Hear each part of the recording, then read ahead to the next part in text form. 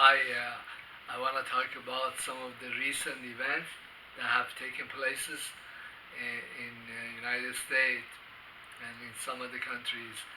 And I don't want to just talk about the events themselves, but the flow of these events, like the way they are coming right after each other.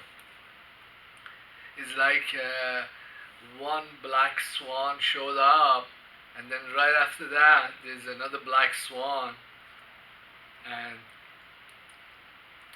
it didn't take too long, maybe a couple of months, there was this black swan, and then you kind of wonder if there is a flock of these black swans that are coming our way. And some have shown up, but people haven't noticed that, hey, this is also a black swan. Well, I was watching the new my YouTube, and there's all these websites that popped up, and they talk about the stimulus checks, like the first one, and then they're not talking about the second one, which is going to be about 2000, and then another one was saying that hey, those guys that were working, they're gonna get bonuses too. And then some of the sites are talking about that, hey, we need to keep these stimulus checks going, like making into a basic income. And you know, people they don't notice that within a very short time that our economic system has really collapsed and changed into a form of socialism. In fact, it's a very extreme kind of socialism.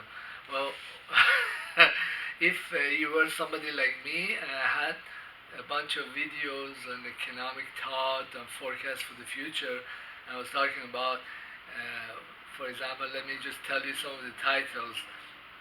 $350 billion out of the ticket out of the civil war, which is the title of one of the videos, which means that I was saying, and this amount is very modest compared to what has already happened. I was saying if we gave like $1,000 basic income, then people will have lost their jobs or industries have shut down. They won't make a revolution. But not only this happened, it happened or is happening at $2,000 a month. And my estimation in the amount of the money that the government would be out would be like 350 billion or 400 billion dollars, and they already spent 3 trillion. And then I was saying that hey, these things might save United States from entering into a civil war, which they have already entered, regardless, uh, which means that the things that I forecasted that might happen, they not only happen, they happen very quickly, and also they are far more extreme than what I had anticipated or said that this is going to be like this. I think that the U.S. Civil War will be very, very extreme, and I don't know if we could come back here and say, like in 5 years, and say that there is a collection of states that are united to be called USA. But I don't think there would be such a thing.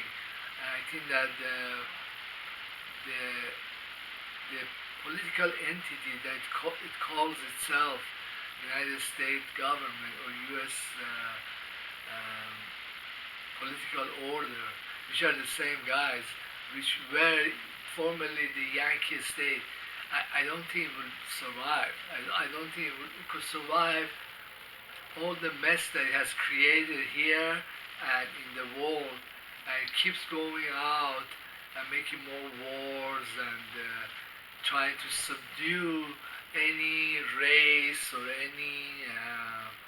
any groups inside and outside of the United States, by all means, by money, even if it means printing trillions of dollars to pacify people, they will do it, or call on their own military to pacify these people or pacify foreigners that don't like them. Uh, well, what I find extremely strange and unbelievable is that despite all these problems the United States government is having, they continuously go out, irritate and harass foreign governments or populations. For example, I read that the British, who are they work closely with the United States, they're offering citizenship to the Hong Kong people. Like they're saying, it's fine, you can separate from mainland China, and we'll give you this, and I will give you money, we'll give you all passports. You are British citizens, really. And the U.S. government goes around offering carrots to the Kurds and other different minorities, and continuously hires people in foreign countries and shows support for portions of populations that are at odds with the main population. Endless supports for Israel and Zionist criminals, and like they say, doesn't matter what your government thinks, or if this foreign government might be a sovereign state like China or Russia. Fuck them. We just gonna write you just a bigger check, and you can do anything you want. You can be the biggest dipshit in the universe, but hey, we got your back, and you can do whatever you want. And many populations that were formerly nothing but a big fat zero, they have militarized. They come around and give hard times to even superpowers. Forget Iran, Russia or China. We don't have a lot of superpowers, but well, you hear dinky little places like UAE, Bahrainis, and the Israelis are really the dinkiest of all. It's a little piece of land, mall size, and they come around, bomb Syria, bomb Lebanon every other week. Well, this situation is going to end. It's going to end very badly, and the the countries that are really regional power or superpowers, like Russia, Iran, China, they're gonna, like, how in some stronger guy really clamp down on the smaller guy, the underdog, and just beat the crap out of him. I think many of these places will just get occupied or reoccupied. I don't think there would be anything called Hong Kong without mainland China. Mainland China is the country. They are Chinese. Whether they want it or not, whether they know it or not, they're Chinese. Same goes with Taiwan, or Australia might be another state of China. I don't know. Probably. And few other countries they don't like. Maybe I think there is some agreements between China and places like Japan and Korea, that hey, we have a history. Some of it is not something that we are proud of, but we want to live with each other with peace. They're older nations. What I'm saying is that the older nations, the established nations, will come in and have their say, and that will be the end of it. Maybe Iran will clip a few countries around itself, like Afghanistan and the other side of Azerbaijan and a few other countries up north, countries that formerly were Iranians. There's not going to be more breakdown of these countries. There will be like more more so like they're going to get the parts that belong to them. Well, we saw some of that with the Ukraine, that the Russians they just said, go ahead, have an election, and if you decide that you want to come back to the Russian Federation, that's fine. This can happen to Azerbaijan on the north, or this can happen to Afghanistan. There are portions that they don't want. They want protection of mainland militaries. Might be Iranian military. I don't know. Uh, uh, but on my tweet, I said that we Iranians, whether in Iran or United States, should really stay away or stay outside of the U.S. internal conflict.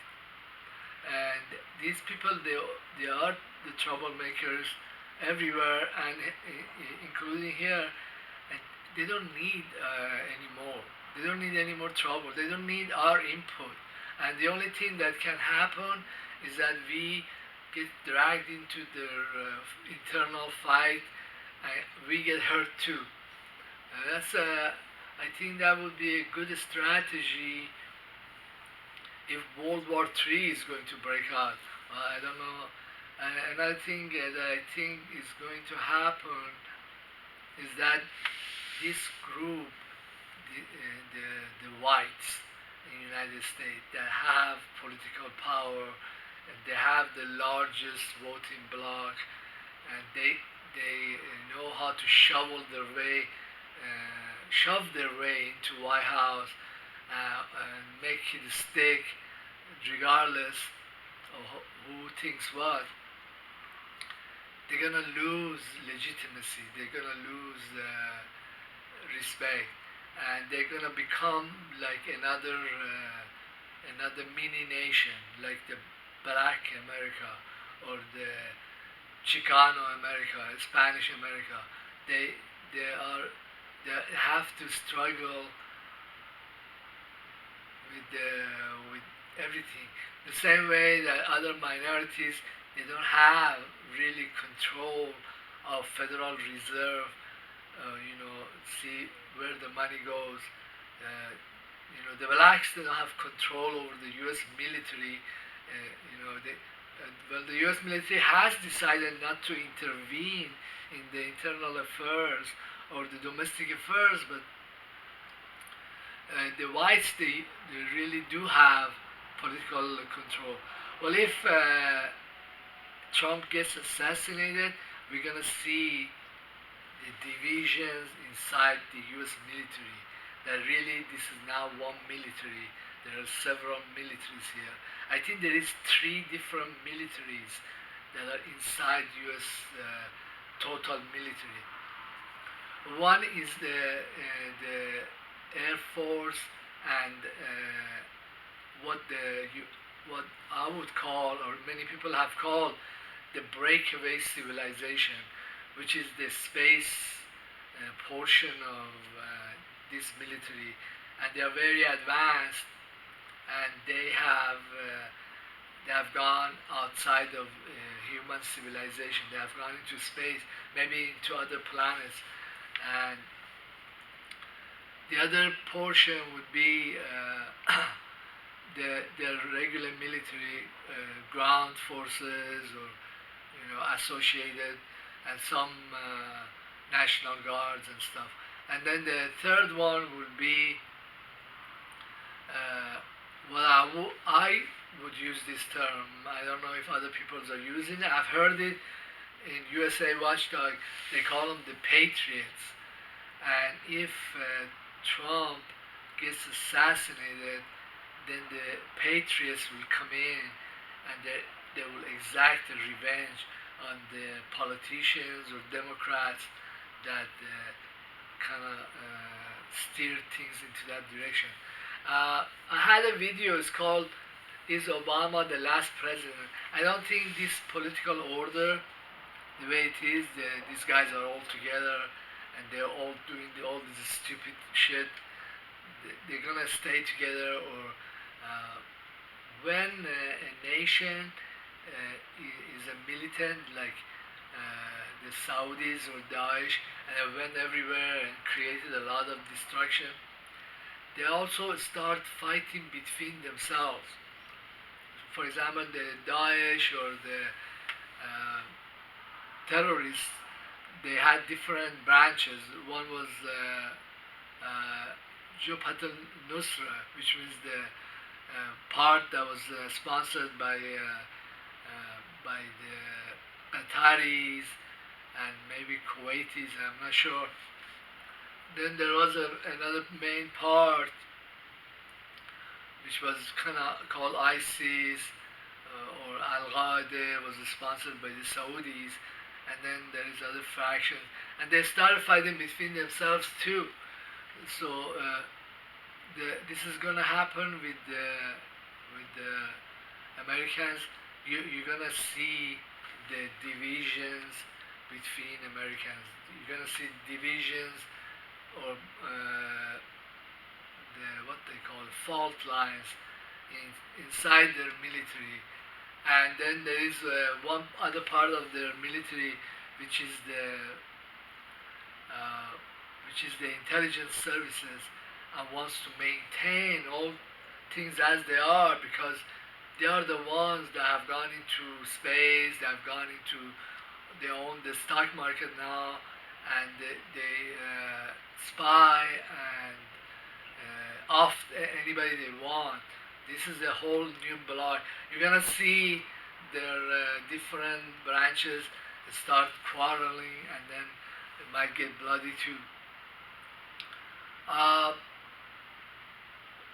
I had predictions in several years that many American politicians are going to get killed. So I'm going to repeat this prediction. I don't think things will be peaceful, or uh, this place is going to break up into many different societies.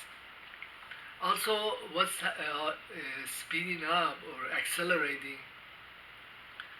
is the fact that this economically this place is becoming feudalized, and there is the Federal Reserve gives all this money to different corporations, and some rich, they have unlimited amount of cash.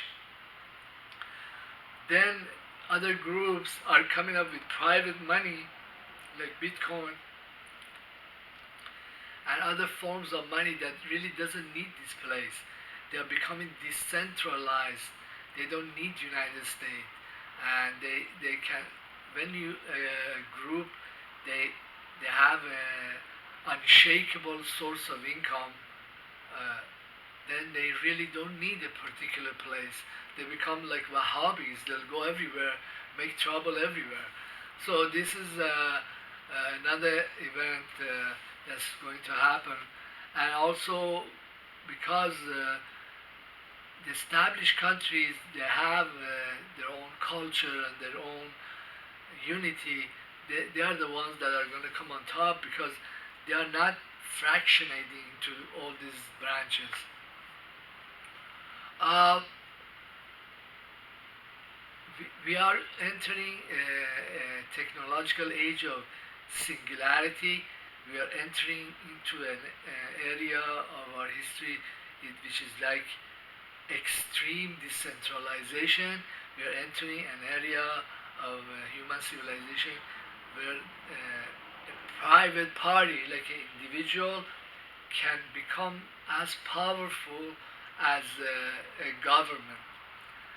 Extreme sovereignty of groups, first groups, and then also individuals. If you can publish your own money, then you are just like a government. Then let's see what those were extreme decentralization, extreme sovereignty unless the group has very binding culture. They like each other, have very extreme nationalism, and then they are the ones that are going to be successful. Then technological singularity, and the last one is zero marginal cost society. I'm gonna have a video. It's kind of will be difficult to understand. It's called Crack Up Boom in Zero Marginal Cost Society. When the cost of commodities and products dissociates from the underlying currency, which means that when these costs they gravitate towards zero, then that that central bank could print zillions of dollars, but we don't really enter into a crack up boom phase of economic collapse because everything has been so dissociated. It's kind of a difficult topic, but it has to do with when you're studying limited system and or one that's non-limited, or when you're studying control volume, or when you're not, and because of technological advances, capitalism has been able to export or get rid of its inflation and its militarism somehow through the world, and because of technology they're going to be more successful. But I don't think that our form of capitalism in the United States is going to survive, or it didn't survive. Well, the only analogy for this is like when somebody dies, within the first 48 hours, 72 hours, there is a chance. Some people are like that. They have a massive heart attack, and then somehow the heart starts pumping again. Well, that can happen. So usually they keep this corpse in in the gurney for a while, but after a certain time they're gonna get rid of it. So what I'm saying is that we have entered socialism because this is the way most people are getting their money. It is printed and given to them. That's socialism. That's more like communism, right? But their politicians and their theoreticians they don't know this. They don't know that they are dead. That they don't represent anything. They don't represent capitalism or United States the way it was when it was alive, economically or politically. I don't know if you're following me. This kind of strange concept. Well, let me continue this in other videos. I don't know what name I'm going to put on this video. I think I'm going to call it something that is going to tip people off to changes or the extreme changes that are going to happen or has been happening. I'm going to call this video Entropy, when there is a lot of changes, entropy means disorder.